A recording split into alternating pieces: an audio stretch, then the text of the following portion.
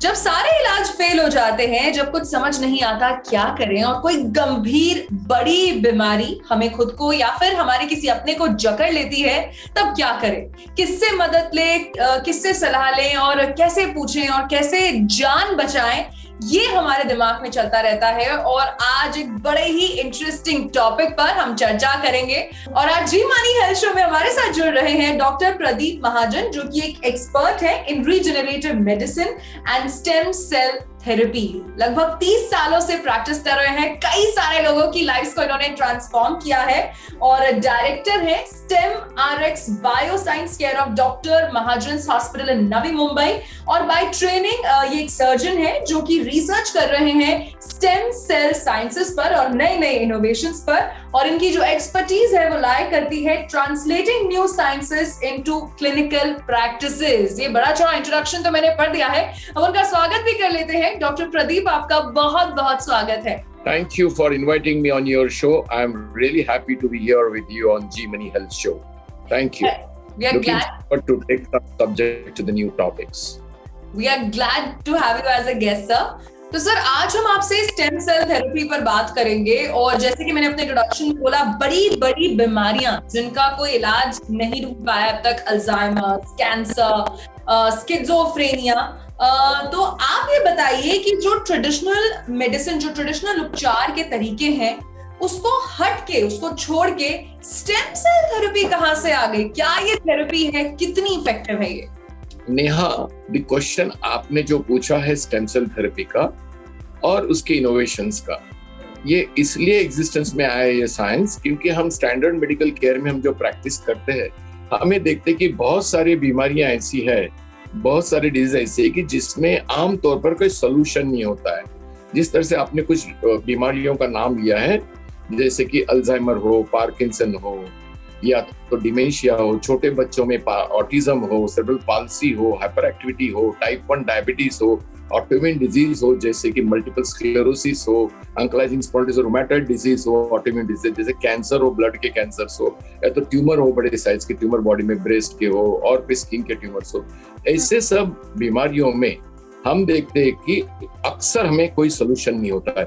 या तो हम जो सोल्यूशन डेवलप करते हैं, जो सोल्यूशन होता है स्टैंडर्ड मेडिकल के दवाएं होती है, जिसमें स्टेरॉइड्स हो, बोन मैरो को सेपरेशन करने वाली दवाएं हो। ये दवाओं से बीमारी तो वैसी ही रहती है, मगर पेशेंट को एडिशनल तकलीफ चालू होती है दवाओं के साइड इफेक्ट से।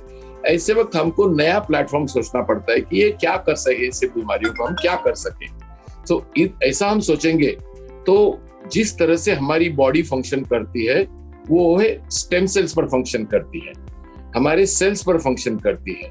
वो सेल्स, स्टेम सेल्स हमारे बॉडी में वियर एंड टियर मेंटेन करते हैं। जैसे हम उम्र से बढ़ते हैं तो हमारे को बहुत सारी बीमारियां, जैसे डायबिटीज हो या तो हेपेटाइटिस हो, हम उसमें कोई दवा नहीं लेते हैं, मगर लाइफस्टाइल चेंज करके उसको हम रिवर्स करते हैं। तो ऐसी बीमारी, कैंसर्स के लिए स्टेम सेल्स बहुधा बहुत अच्छी तरह से काम करते हैं, क्योंकि जो नेचुरल बॉडी में रिपेयर कर रहे हैं। इसलिए मेरी एक थीम है इस सब्जेक्ट में, we carry our repairing kits in our own body, that is tools to repair own body.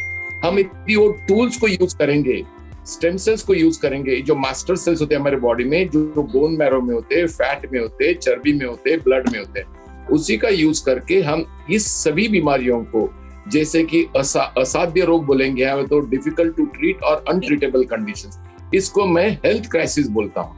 Health crisis का मतलब हम उस क्राइसिस पर आए हैं जहां पर ऐसी बीमारियों के लिए, ऐसे डिजीज के लिए कोई सोल्यूशन नहीं है।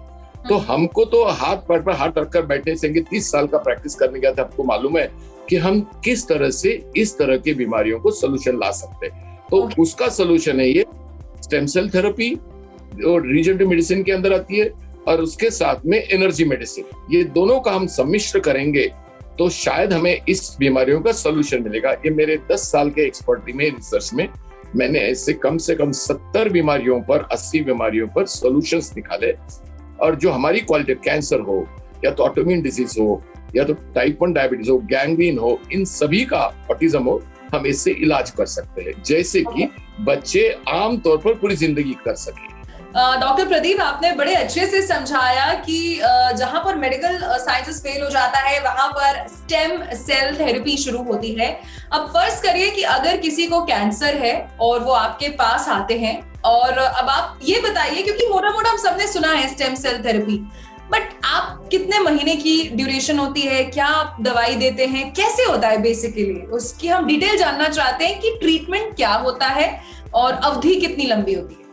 Neha, that's a very good question. बहुत अच्छा प्रश्न पूछा आपने कैंसर, क्योंकि सारी दुनिया स्ट्रगल कर रही है कैंसर पर मात करने के लिए, जिससे कि बहुत बड़ा चैलेंज हो चुका है आज की दुनिया में। हम जब भी स्टैंडर्ड मेडिकल कर्व करते हैं, कैंसर का नाम लिए तो आदमी पहले तो डर जाता है, उसके बाद में केमोथेरेपी, रेडियोथेरेपी, सर्जरी, उसकी आधी जान निकल जाती है। केमोथेरेपी, रेडियोथेरेपी के शरीर के ऊपर बहुत सारे साइड इफेक्ट होते हैं और पेशेंट अल्टीमेटली कैंसर के कॉम्प्लिकेशन से मर जाता है। पर मेरा एक क्वेश्चन सबको लगता है इसमें कि हमारी सेल्स, हमारी बॉडी की पेशियां हमारे दुश्मन क्यों हो रही है? जो हमको ही मार रही है, हमको ही मार रही है, क्यों मार रही है? इसका मतलब हमारे बॉडी में कुछ गलत है।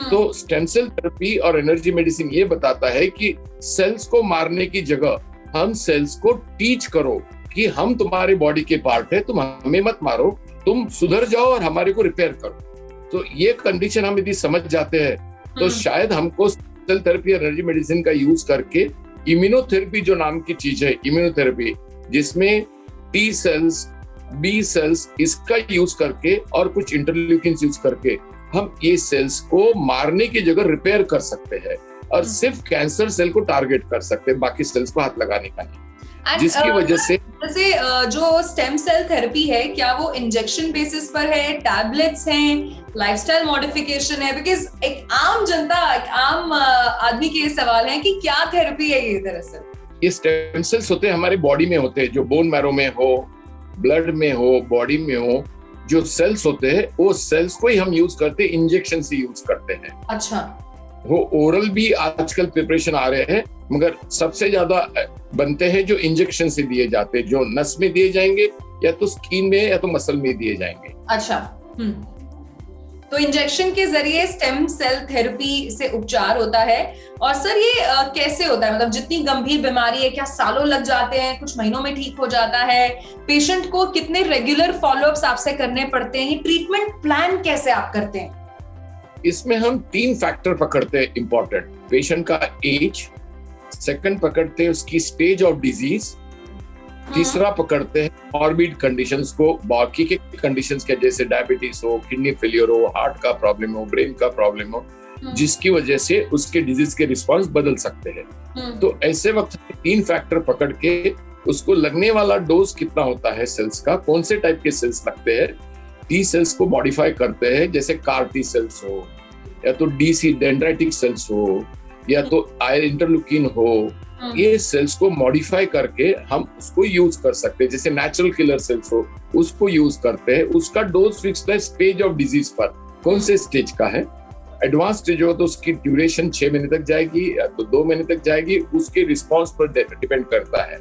ये सब फैक्टर पकड़ के हम उसको, कोई पेशेंट को 1 डोज में हो जाता है, किसी को 10 डोज लगते हैं। जो ड्यूरेशन फिक्स करते हैं उसका शेड्यूल हम 15 दिन को देना है, 8 दिन को देना है, 15 दिन 20 दिन को देना है, उसके जो सिम्टम्स है उसको देखकर डिसाइड करते हैं। सो इसका ड्यूरेशन हम पहले से फिक्स नहीं कर सकते। जनरली 15 दिन से 6 महीने तक का डोजिंग होता है जिसमें पेशेंट अच्छी तरह से रिकवर होता है। अच्छा सर, एक और चीज, क्योंकि कोई भी जब ऐसी गंभीर बीमारी आती है तो तुरंत लोग हॉस्पिटल भागते हैं, टेस्ट होते हैं, सर्जरी, ऑपरेशन, दवाइयां, थेरेपीज चलती रहती हैं।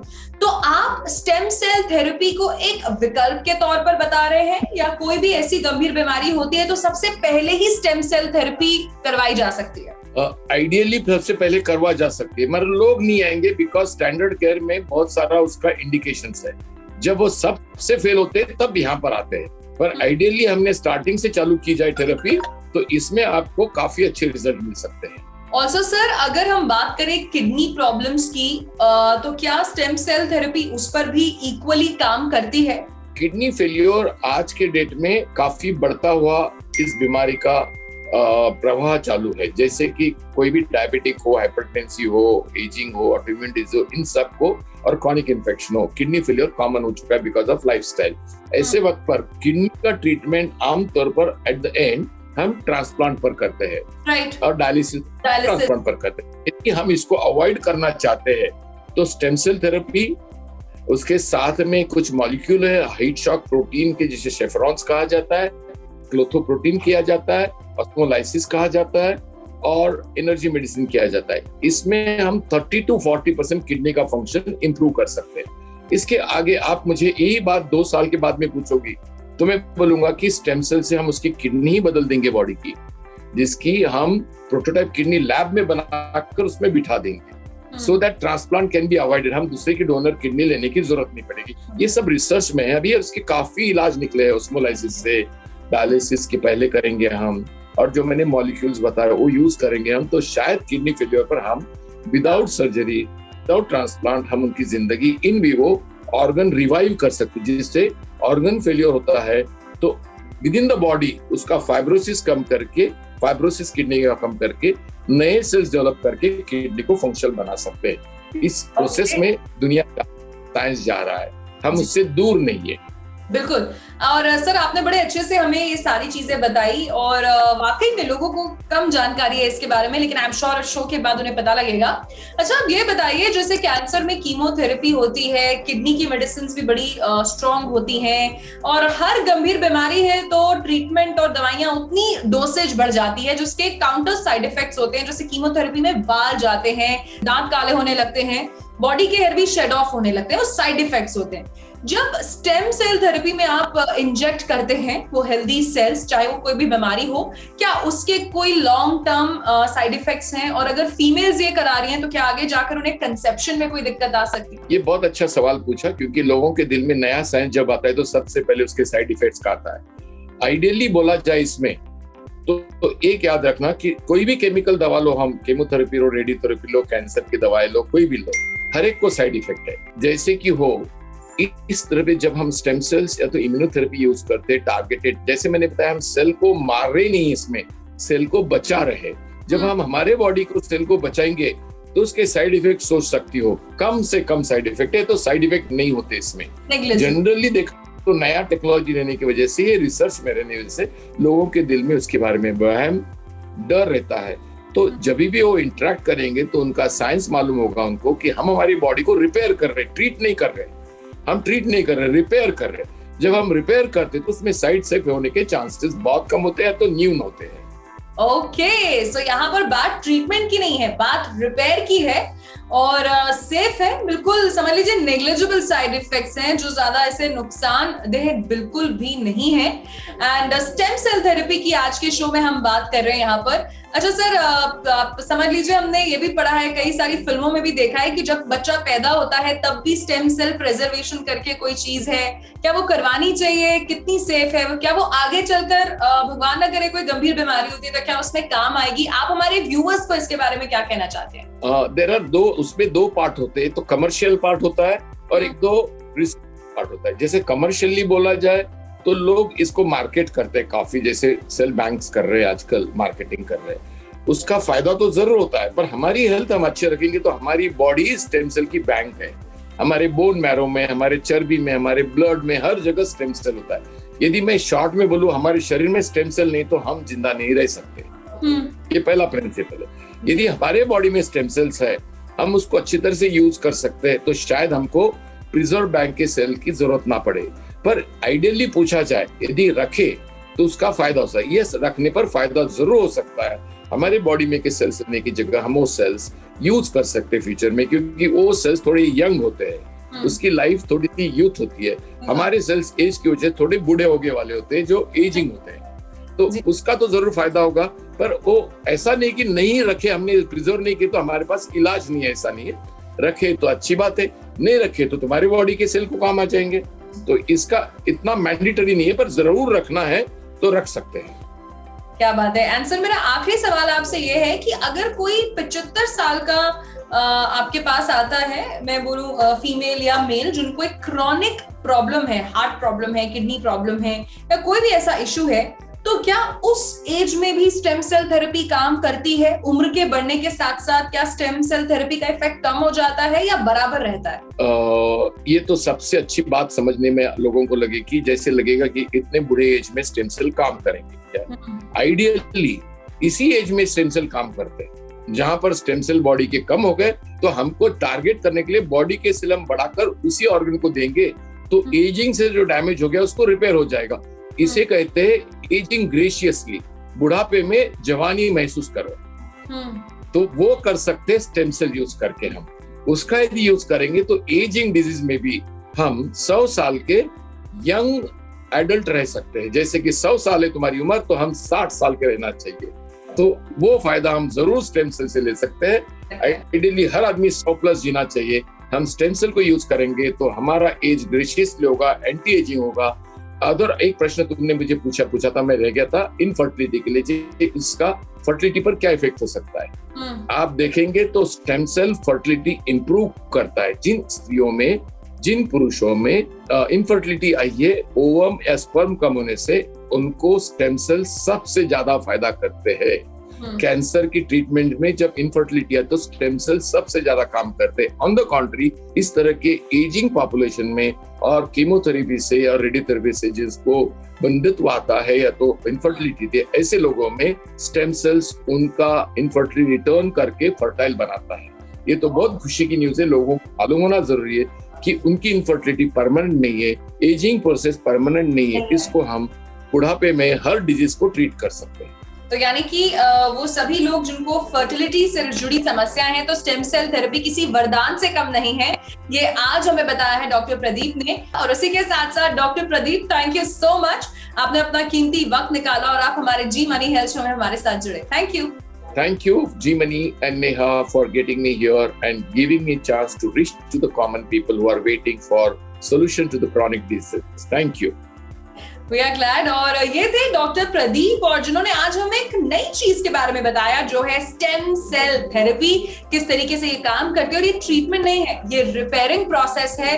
और जहां पर हर मेडिकल साइंस फेल हो जाती है, जहां पर ट्रेडिशनल ट्रीटमेंट्स काम नहीं आते, वहां पर काम आती है स्टेम सेल थेरेपी। बस जरूरी है कि आपको करेक्ट इन्फॉर्मेशन हो। और जी मनी हेल्थ शो का यही मकसद है कि हम आपको अपने हर वीडियो में मिलवाते हैं सुपर स्पेशलिस्ट मेडिकल एक्सपर्ट से। आज का ये वीडियो कैसा लगा, हमें फीडबैक जरूर दीजिए। किसी और विषय पर चर्चा देखना चाहते हैं तो इंस्टाग्राम पर डीएम करके हमें जरूर बता सकते हैं। ऑन दैट नोट, मैं नेहा बजाज आपसे लेती हूँ इजाजत। आप अपनी सेहत का ख्याल रखिए, स्वस्थ रहिए, मस्त रहिए और जी मनी हेल्थ शो देखते रहिए। Bye bye.